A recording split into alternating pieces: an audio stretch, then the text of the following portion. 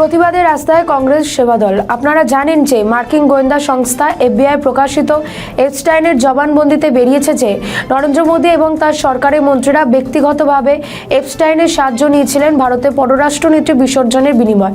অভিযোগ, এপস্টাইন নরেন্দ্র মোদীকে ইসরায়েলের প্রধানমন্ত্রীর সামনে নাচতেও বাধ্য করেছিলেন ডোনাল্ড ট্রাম্পের উপস্থিতিতে। নরেন্দ্র মোদী তার বন্ধু আদানির ব্যবসা বিস্তারের লক্ষ্যে ভারতের স্বার্থ বিকিয়ে দিয়ে আমেরিকার সঙ্গে বাণিজ্য চুক্তি করতে চলে গিয়েছিলেন। এমনই নানা অভিযোগ। এই অভিযোগ তুলে মধ্য কলকাতা জেলা মহিলা কংগ্রেস এবং পশ্চিমবঙ্গ প্রদেশ আইএনটিইউসি সেবা দলের তরফে আজ বিক্ষোভ প্রদর্শন বউবাজার লেডি ডাফরিন হাসপাতালের উল্টো দিকে।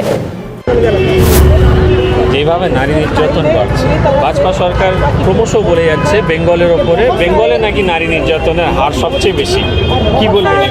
যদি আপনারা পরিসংখ্যান খুলে দেখেন তাহলে দেখবেন যোগী রাজ্য হচ্ছে ধর্ষণ রাজ্য, হরিয়ানায় হচ্ছে ধর্ষণ রাজ্য, হিমাচল প্রদেশ ধর্ষণ রাজ্য।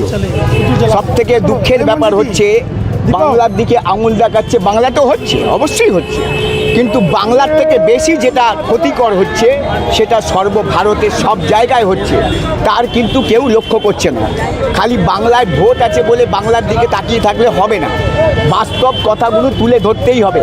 আমি পরিষ্কার একটা কথা বলি, আজ যখন এপস্টাইন ফাইল খুলল, আমরা কি দেখতে পেলাম যে এপস্টাইন ফাইলে প্রায় এখনও